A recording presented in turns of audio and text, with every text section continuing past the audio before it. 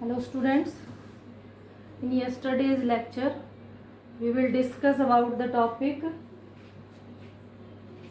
electric dipole,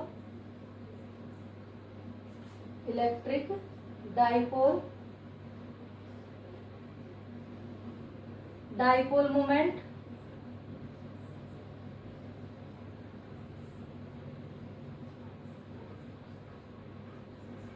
electric dipole moment, electric field lines,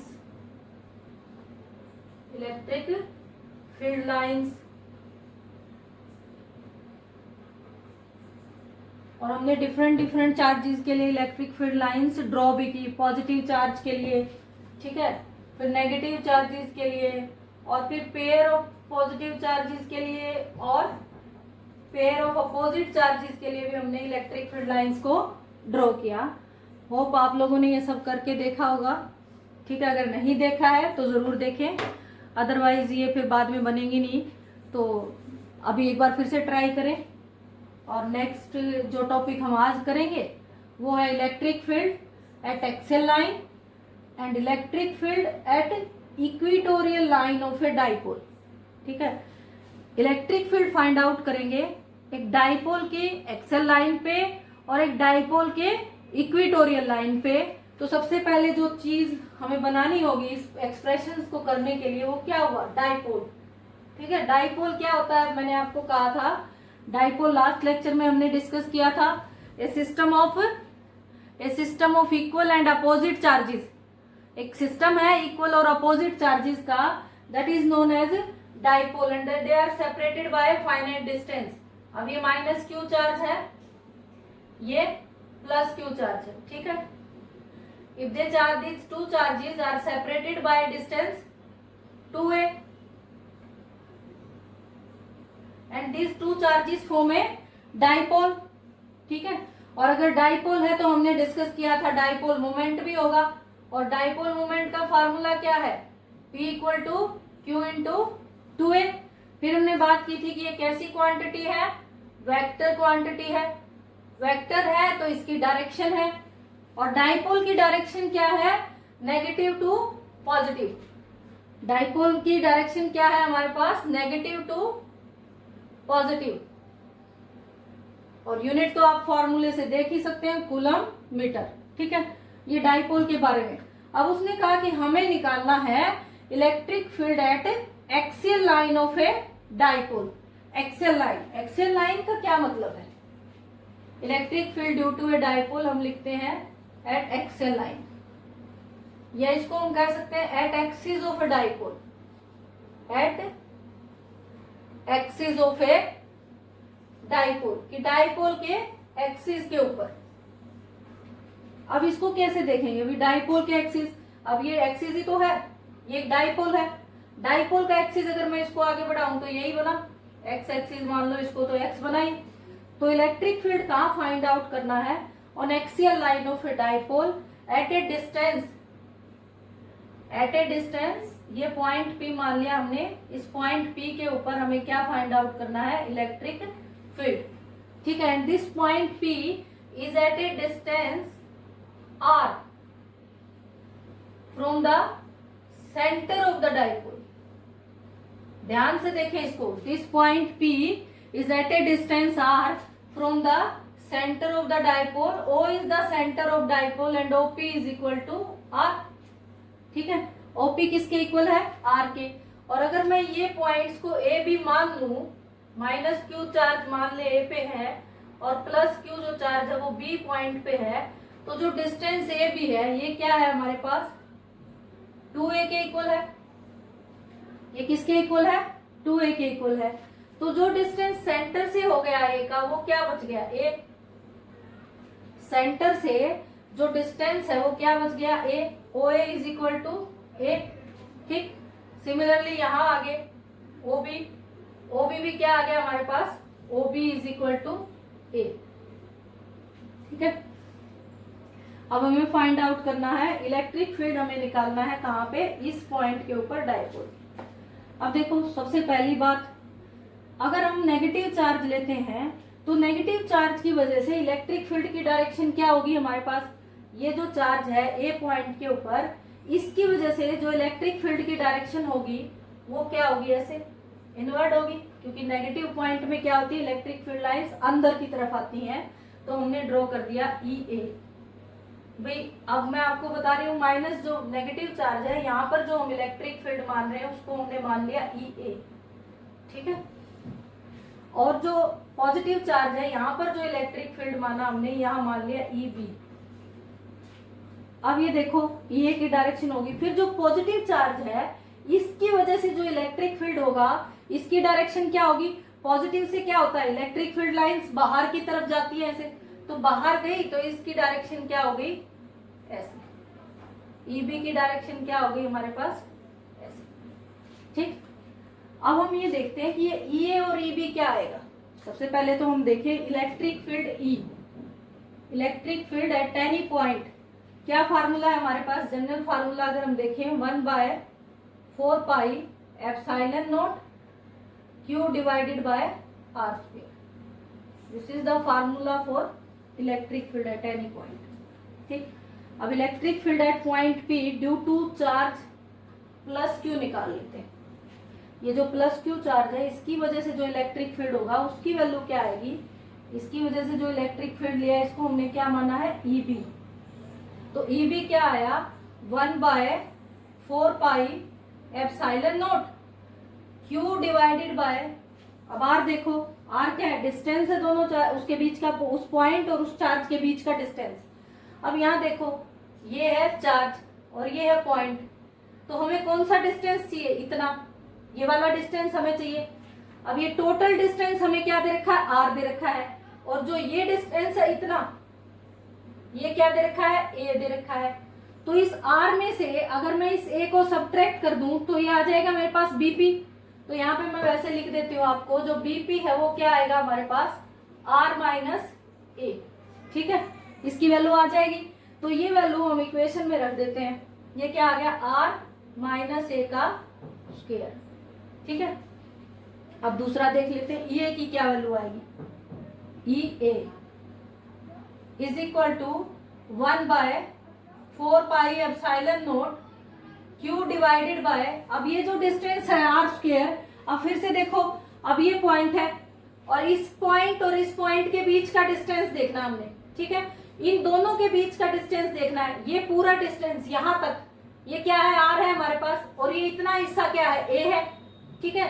तो ये R plus A हो गया, यानी कि मैं अगर AP को लिखूं तो AP की वैल्यू क्या आ गई हमारे पास, R प्लस A, ठीक है। यानी कि इसको एक स्टेप अगर और लिखें तो यहाँ पहले लिख दें हम AP का स्क्वायर, और उसके बाद लिखें, अगर कंफ्यूजन हो रहा हो, नहीं तो आप डायरेक्ट भी लिख सकते हो, 1/4 pi epsilon naught Q divided by R plus A का होल स्क्वायर, ये वैल्यू आ गई। These are the values of electric field intensity at point A and at point B। अब ये जो इक्वेशंस हैं यहाँ देखें, हमें एक बात क्लियरली पता लग रही है कि ये जो डिस्टेंस है, इलेक्ट्रिक फील्ड जो है एक तरह से वो डिस्टेंस के इनवर्सली प्रोपोर्शनल है, मतलब जिनके बीच का डिस्टेंस ज्यादा है उस पॉइंट पर इलेक्ट्रिक फील्ड की वैल्यू कम है। अब यहाँ देखें, ये जो पॉइंट है, इस पॉइंट से इस पॉइंट के बीच का डिस्टेंस हमें क्लियरली पता लग रहा है ज्यादा है इसके कंपैरिजन में, ठीक है। तो इलेक्ट्रिक फील्ड की जो वैल्यू होगी B पॉइंट के ऊपर, EB is greater then EA, ये आप ध्यान रखें। ये यहाँ क्लियर है डायग्राम से कि इस पॉइंट के ऊपर जो इलेक्ट्रिक फील्ड है, ये पॉइंट है जो, इस पॉइंट की वजह से, पॉजिटिव चार्ज की वजह से जो P के ऊपर इलेक्ट्रिक फील्ड है इसकी वैल्यू ज्यादा है। किसकी वजह से, जो इलेक्ट्रिक फील्ड है A पे जो चार्ज है -Q, उसकी वजह से जो इलेक्ट्रिक फील्ड है उससे, यानी कि EB is greater than EA। Now we have to find the net electric field, कि जो नेट इलेक्ट्रिक फील्ड है उसकी वैल्यू क्या होगी। अब भाई देखो, नेट वैसे तो क्या होता है, जनरली अगर हम देखें तो किसी भी चीज का हम नेट निकालते हैं तो क्या हो गया, EA प्लस EB। अब क्योंकि वेक्टर क्वांटिटीज हैं तो डायरेक्शन मैटर करेगी। अब यहाँ देखें, ये जो है EA है, ये इस तरफ है और EB इस तरफ है। अब EB क्योंकि बड़ी है EA से, तो हम क्या कर देंगे, इसको आप ले लो, EB माइनस EA, ठीक है, अब मैं ईबी और ए की वैल्यू इसमें पुट कर देती हूँ। अब ये देखो क्या आएगा हमारे पास, ईबी की वैल्यू क्या थी, Q divide by 4 pi epsilon naught R minus A का होल स्क्वायर। ठीक है, माइनस ये की क्या वैल्यू है, Q divide by 4 pi epsilon naught R plus A का होल स्क्वायर। ठीक है, अब ये टर्म्स हमारे लिए अच्छे से क्लियर हो चुकी है, तो हम इसको रब कर देते हैं डायग्राम को। ठीक है, तो ये आ गया। अब यहाँ देख लेते हैं क्या वैल्यू आएगी, electric field E, net electric field जो आएगा ई, वो क्या आएगा हमारे पास, net electric field E is equal to, Q को आप कॉमन ले लें, 4 पाई एप्सिलॉन नोट भी हमारे पास कॉमन आ जाएगा, तो अंदर जो टर्म बचेगी वो क्या है, 1 बाय आर माइनस ए का whole square minus 1 by R plus A का होल स्क्वायर और ब्रैकेट क्लोज्ड। अब आपको सिंपल एलसीएम लेना है, Q divided by 4 pi epsilon naught. अब ये जो एलसीएम आएंगी तो ये टर्म बन जाएगी आर माइनस ए का square into are plus A का स्क्वायर, और यहाँ क्या आ गया, आर प्लस ए का square minus are minus A का स्क्वायर। ठीक है, इसको सोल्व करो, देखो ध्यान से देखो, R square plus A square plus 2ar, और माइनस का ये है, फिर ये R square plus A square, यहाँ दोनों प्लस के हैं तो वो कैंसिल हो जाएंगे, तो जो टर्म बचेगी, जो लेफ्ट आउट रह जाएगा वो हम लिख लेते हैं। इसको सॉल्व करके एक बार देख लेना अच्छे से, E is equal to Q divided by 4 pi epsilon naught, यहाँ हमारे पास बचेगा 2ar plus 2ar divide by R square minus A square का होल स्क्वायर। ये आइडेंटिटी है, एक रूल है हमारे पास, a माइनस बी का होल स्क्वायर, अगर आपको ऐसे दे रखा है a माइनस बी का whole square into A plus B का होल स्क्वायर है, then it is equal to A square minus B square का होल स्क्वायर, ये रूल है। ठीक है, ये याद रखना है। अब ये वैल्यू हमने यहाँ रख दी, E is equal to Q divide by 4 pi epsilon naught 4ar divide by R square minus A square का होल स्क्वायर। अब अगर मैं इस टर्म को ओपन करके लिखूं ऐसे, q इंटू 2a और into 2r divide by 4 pi epsilon naught R square minus A square का होल स्क्वायर, ऐसे लिख दिया मैंने इसको। ठीक है, अब डाइपोल मोमेंट का क्या फार्मूला है, dipole moment P is equal to Q into 2a, तो इलेक्ट्रिक फील्ड की क्या वैल्यू आ जाएगी यहाँ से, electric field E is equal to, ये जो वैल्यू है इसकी जगह हम क्या पुट कर देंगे, P, तो electric field E is equal to P into 2r divide by 4 pi epsilon naught R square minus A square का whole square. But if R is very very larger than A, मतलब ये तो क्या है, ये तो centre से dipole के जो दोनों चार्जेस हैं उनका सेंटर से डिस्टेंस है, तो अगर आर ए से बहुत ज्यादा हो, मतलब जिस पॉइंट के ऊपर आर क्या था हमारे पास, ये था, ये दो चार्जेस है माइनस क्यू प्लस क्यू, और ये सेंटर था वो, और ये पॉइंट है पी, इस पॉइंट पी का जो डिस्टेंस है, ये हमने क्या लिया, आर लिया था सेंटर से, अब ए ये है, तो ये जो आर है अगर ये ए से बहुत ज्यादा बड़ा, तो उस केस में जो टर्म होगी हमारे पास A square can be neglected, it means A square is equal to 0, and if A square is equal to 0 then ये क्या आ जाएगा हमारे पास, इलेक्ट्रिक फील्ड की वैल्यू क्या आ जाएगी, electric field on axial line of a dipole E is equal to 2p r divide by 4 pi epsilon naught r4, r से एक r कैंसिल हो जाएगा, तो 2p divide by 4 pi epsilon note r3, it means electric field on axial line of a dipole is inversely proportional to cube of the distance of the point from the center of the dipole। ठीक है, ये value आ गई हमारे पास electric field at axial line of a dipole 2p divide by 4 pi epsilon naught r cube. ठीक, अब दूसरा क्या कहते हैं हमें, अभी हमने फाइंड आउट किया electric field at axial line of a dipole. दूसरा जो एक्सप्रेशन है हमारा वो क्या है, electric field at equatorial line. अब ये इक्वेटोरियल लाइन क्या है, इसको दूसरे शब्दों में हम कह सकते हैं perpendicular bisector of the dipole. Perpendicular bisector of dipole, यानी कि इलेक्ट्रिक फील्ड कहाँ फाइंड आउट करना हमें, डाइपोल के परपेंडिकुलर बाइसेक्टर के ऊपर। तो सबसे पहले हम डाइपोल ड्रॉ कर लेते हैं, minus Q and plus Q. ठीक है, minus Q and plus Q, ये perpendicular bisector of the dipole from the centre of the dipole. ये ओ पॉइंट है, ये हो गया परपेंडिकुलर बाइसेक्टर, इसको हमने P मान लिया। एंड दिस डिस्टेंस इज, ये जो डिस्टेंस है P का, O से ही हम मान लेते हैं R। पहले वाले केस में भी हमने R ही माना है, तो इसको हम R ही मान लेते हैं। This is equal to R। और O का अगर मैं इस पॉइंट को A मानती हूँ और इसको B मानती हूँ, तो ये क्या आ रहा है, देखो ये डिस्टेंस है A। ठीक, अब हमें निकालनी है इस पॉइंट के ऊपर इलेक्ट्रिक फील्ड की वैल्यू। नेट इलेक्ट्रिक फील्ड क्या होगा, अब सबसे पहले देखें ये माइनस चार्ज है। अब माइनस चार्ज में इलेक्ट्रिक फील्ड लाइंस कैसे आती हैं, अंदर की तरफ। तो ये इलेक्ट्रिक फील्ड की डायरेक्शन हो गई due to this charge is equal to EA। इसको हम EA से रिप्रेजेंट कर देते हैं। तो ये माइनस चार्ज की वजह से वैल्यू आ गई इसकी।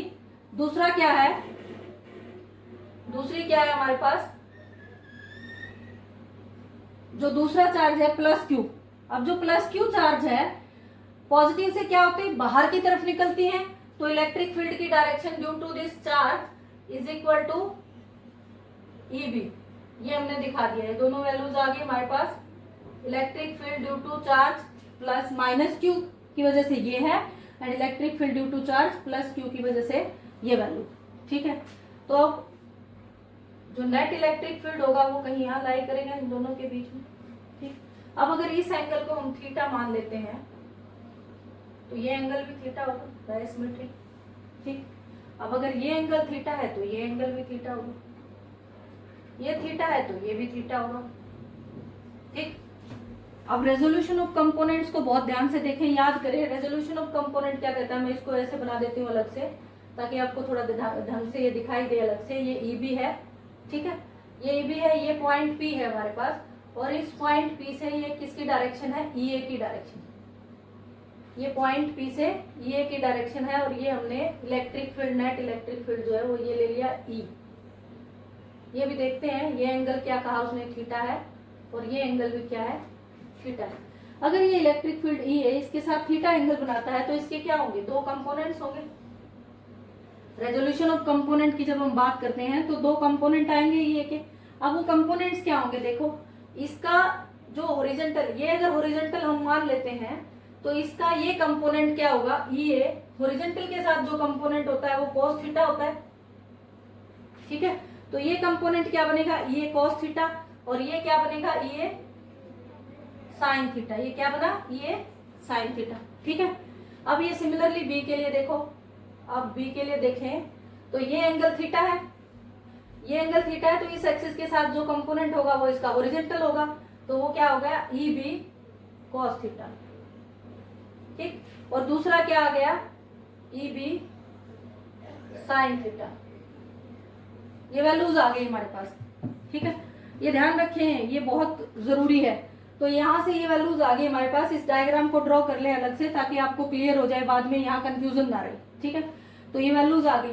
फिर हम देखते हैं कि हमें निकालना क्या है, इस पॉइंट पे इलेक्ट्रिक फील्ड की वैल्यू निकालनी है।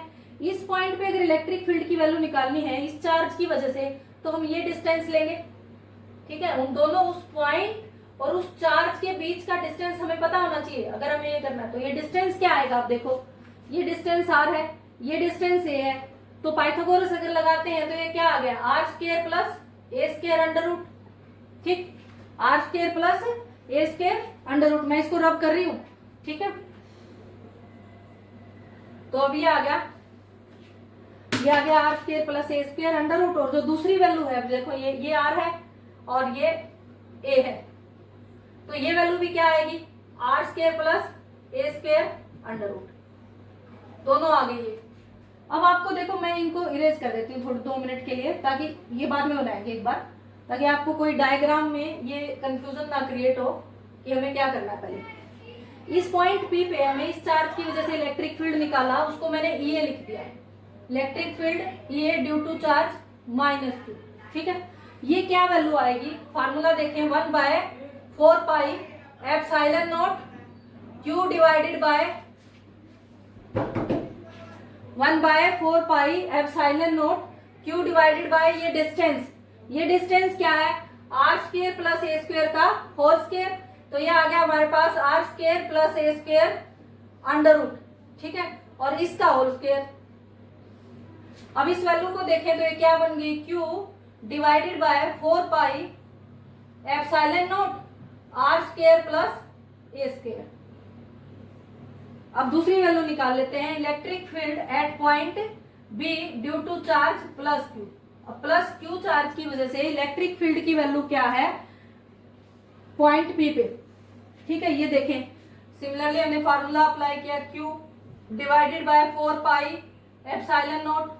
अब ये डिस्टेंस सेम है ना दोनों का, तो ये वैल्यू क्या आ जाएगी हमारे पास, R square plus A square. अगर यहाँ इन दोनों फॉर्मूलाज को हम देखते हैं, अगर इन दोनों फार्मूलाज को हम देखें तो हमें क्या पता लगेगा कि जो electric field at point A and electric field at point B both are equal, magnitudely दोनों इक्वल हैं, मैग्नीट्यूड तो इक्वल आया एग्जैक्ट। तो यहाँ पे हमारे पास क्या आ गया, E A is equal to, मैंने साइन लगाया है मैग्नीट्यूड का, E A is equal to E B. ये किसके इक्वल आ गया, ई बी के। अब देखते हैं अब क्या था, अब ये जो वैल्यू थी, ये एंगल थीटा था हमारे पास, ठीक। अभी मैं फिर से इसको एक बार ड्रॉ कर लेती हूँ, ये पॉइंट पी है, ठीक है। फिर से किसी को नहीं समझ आया हो तो ध्यान से देख लेना, ये पॉइंट ये इलेक्ट्रिक फील्ड है, ये ई भी इलेक्ट्रिक फील्ड है, और ये जो लिया हमने ये एंगल है थीटा, और ये एंगल भी क्या है, थीटा है। रेजोल्यूशन ऑफ कंपोनेंट्स हमने अप्लाई किया, और ये वैल्यू क्या आ गई, ई बी साइन थीटा। ये वैल्यू क्या आ गई, ये साइन थीटा, ठीक, ये साइन थीटा, और ये क्या आ गया, ये कॉस थीटा, और ये भी कॉस थीटा, ये आ गई। बट हमने अभी भी क्या निकाला, ये is equal to E B, दोनों बराबर हैं। अगर बराबर हैं और डायरेक्शन अपोजिट है, ये कंपोनेंट्स तो एक दूसरे को कैंसिल कर देंगे, इनका तो कोई इफेक्ट ही नहीं रहेगा, तो ये क्या कर देंगे, एक दूसरे को कैंसिल।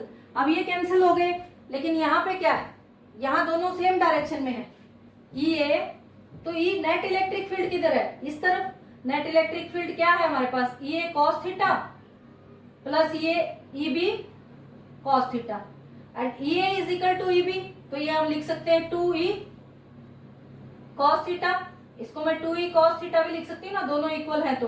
तो नेट इलेक्ट्रिक फील्ड की क्या वैल्यू आ गई हमारे पास, net electric field E is equal to 2e cos theta. अब यहां से सिंपली फार्मूला पुट कर देंगे, तो net electric field E is equal to 2e cos theta.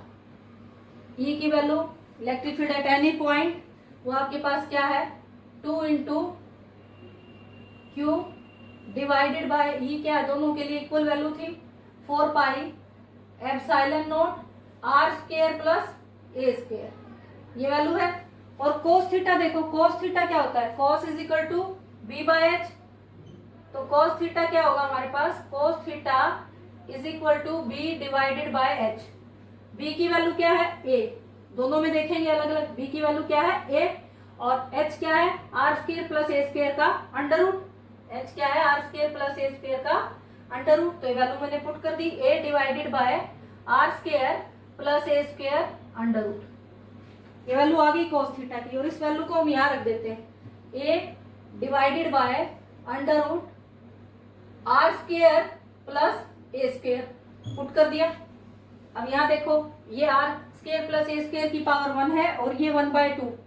अगर बेस सेम हो तो पावर क्या हो जाती है, ऐड हो जाती है। तो हम इसको लिख लेते हैं 2 क्यू इंटू, मैं इसको कर देती हूँ क्यू इंटू 2a, ये 2 यहाँ लिख देते हैं, divide by 4 pi epsilon naught R square plus A square की पावर 3/2।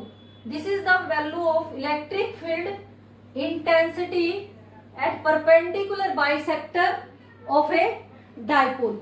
ठीक है, अब वही कंडीशन जो हमने पिछले केस में लगाई थी, हमने क्या कहा, if R is greater than ए।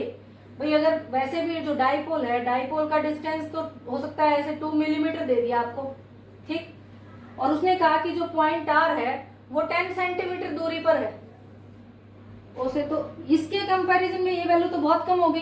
तो इसको क्या कर सकते हैं हम, when R is greater than equal to A, तो हम क्या करेंगे, A square is neglected, A square tends to 0। If A square tends to 0 तो ये फार्मूला क्या बन जाएगा हमारे पास, this formula is E is equal to Q divided by 4 pi epsilon naught R square plus A square की 3/2 था, तो आर स्क्वायर की पावर 3/2, 2 से 2 कैंसल, क्या आ गया, electric field E is equal to P Q into 2a क्या है, डाइपोल मोमेंट, तो ये मैंने पुट कर दिया P divided by 4 pi epsilon naught r cube. This is the value of electric field intensity on equatorial line of a dipole. और axial पे क्या आई थी हमारे पास वैल्यू, देखो electric field intensity on axial line of a dipole, इसको perpendicular लिख देते हैं, is equal to 2p divided by 4 pi epsilon naught r cube. ठीक, ये वैल्यू आई थी। अब इन दोनों को अगर मैं कंपेयर करूं, यानी कि डिवाइड ही कर देते हैं, यहाँ के यहाँ डिवाइड कर दें तो ये कैंसिल हो जाएगा, ये भी कैंसिल हो जाएगा, ये भी कैंसिल हो जाएगा, तो क्या आ गया देखो, E परपेंडिकुलर क्या आ गया हमारे पास, E perpendicular divide by E axial is equal to, यहाँ 1 है ऊपर, 1/2, तो परपेंडिकुलर बाइसेक्टर के ऊपर जो वैल्यू आई इलेक्ट्रिक फील्ड की वो क्या आ गई, E एक्सेल डिवाइड बाय 2। जो एक्सेल लाइन के ऊपर वैल्यू है उसकी हाफ, यानी कि जो एक्सेल लाइन के ऊपर वैल्यू होगी इलेक्ट्रिक फील्ड इंटेंसिटी की वो ज्यादा होगी, वो ट्वाइस होगी परपेंडिकुलर के ऊपर की वैल्यू के। अब यहाँ देख ले, नेट इलेक्ट्रिक फील्ड की डायरेक्शन भी देख लेते हैं। हमारे पास ये क्या आया था, नेट इलेक्ट्रिक फील्ड किस डायरेक्शन में आया था, इस डायरेक्शन में, और डाइपोल की डायरेक्शन क्या है, इधर negative to positive, negative to positive. तो यहाँ पे net electric field is in a direction opposite to the direction of dipole. तो हो सकता है आपको ये ऐसे भी लिखा मिल सकता है, क्योंकि अगर साइन कन्वेंशन को हम यहाँ अप्लाई करते हैं तो ये वैल्यू क्या हो जाएगी, -p divided by 4 pi epsilon naught r cube, E perpendicular is equal to -p divide by 4 pi epsilon naught r cube. Perpendicular bisector के ऊपर ये वैल्यू आएगी हमारे पास, ठीक है। जबकि एक्सेल लाइन में हमने क्या कहा था, अगर एक्सेल लाइन को ध्यान करें, नेट इलेक्ट्रिक फील्ड की डायरेक्शन क्या आती है, देखो ये माइनस चार्ज था, ये प्लस चार्ज था, ठीक है। इसकी नेगेटिव की वजह से ये डायरेक्शन की ये थी, और पॉजिटिव की वजह से इलेक्ट्रिक फील्ड की डायरेक्शन क्या थी, ये।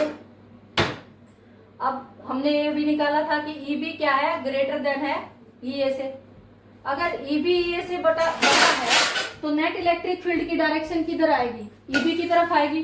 तो नेट इलेक्ट्रिक फील्ड की डायरेक्शन EB की तरफ है, तो डाइपोल की डायरेक्शन क्या है, नेगेटिव टू पॉजिटिव। तो electric field E is in the direction of dipole, is in the direction of dipole. ये क्वेश्चंस पूछ लेते हैं किसमें, एक्सेल लाइन में। In case of axial line electric field, net electric field is in the direction of dipole, but in case of equatorial line net electric field is in a direction opposite to the direction of dipole. Dipole इधर है, net electric field इधर है, ठीक है। ये point आपको ध्यान करना है। नेक्स्ट है इसमें एक छोटा सा न्यूमेरिकल हम देख लेते हैं। एक न्यूमेरिकली देखें कि इसकी जो वैल्यूज आएंगी वो कैसे निकालनी होती है। क्वेश्चन है जैसे मान लो 2 चार्जेस हमें दे दिए ±10 माइक्रोकूलम, ±10 माइक्रोकूलम, ठीक है, आर प्लेस्ड 5 मिलीमीटर अपार्ट। ये जो 2 चार्जेस हैं, ये नेगेटिव चार्ज है, प्लस माइनस है, तो मतलब डाइपोल फॉर्म हो गया। और ये दोनों चार्जेस कितनी दूरी पर है? These 2 charges are at a distance of 5 millimetre, 5 millimetre की दूरी पर है एक दूसरे से, ठीक है। Determine the electric field eight A point on the axis of dipole. आपको क्या करना है? इलेक्ट्रिक फील्ड फाइंड आउट करना है एक पॉइंट P के ऊपर, जो कि कहाँ लाई कर रहा है? एक्सिस पे लाई कर रहा है डाइपोल के। और वो पॉइंट सेंटर ऑफ डाइपोल से, that point is at a distance of 15 centimetre. वो पॉइंट क्या है? 15 सेंटीमीटर की दूरी पर है डाइपोल के सेंटर से। ये वैल्यूज आपको गिवन है। अब आपको निकालना क्या है? इलेक्ट्रिक फील्ड की वैल्यू निकालनी, ठीक है। बहुत सिंपल है। इलेक्ट्रिक फील्ड का आपने फार्मूला क्या निकाला? आप देखो एक बात यहाँ ध्यान रखिए, ये 5 मिलीमीटर का डिस्टेंस है, 15 सेंटीमीटर का डिस्टेंस है, तो इट मीन्स आर जो है वो बहुत ग्रेटर देन है ए से। आर ग्रेटर देन है ए से, तो आपको जो फार्मूला होगा उसमें ए स्क्वायर को नेग्लेक्ट करना होगा। A square is tends to 0। तो electric field on axial line, axial line पे क्या वैल्यू आपके पास? Electric field on axial line is 2p divided by 4 pi epsilon naught r cube, ठीक है।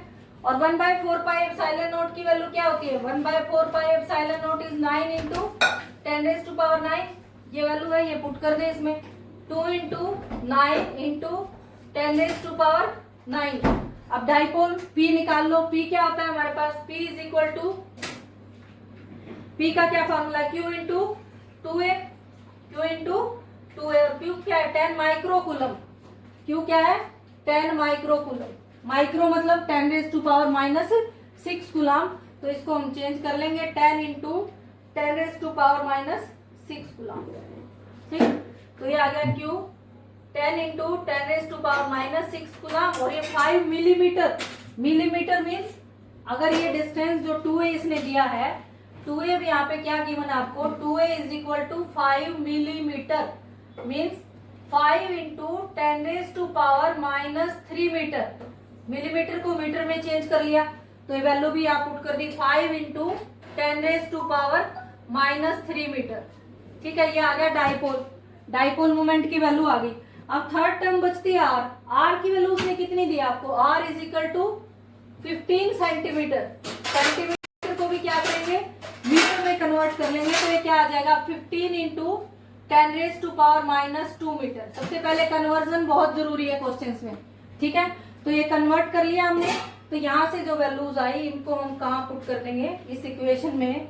तो एक एक्सेल लाइन पे क्या आएगा? 9 into 10⁹9 P into 2 into P की वैल्यू क्या है? 10 इंटू 10⁻⁻6, ठीक है, into 5 into 10⁻⁻3 divide by r cube. देखो r कितना है? 15 इंटू 10⁻⁻2, उसकी पावर क्या आ गई? 3, ठीक।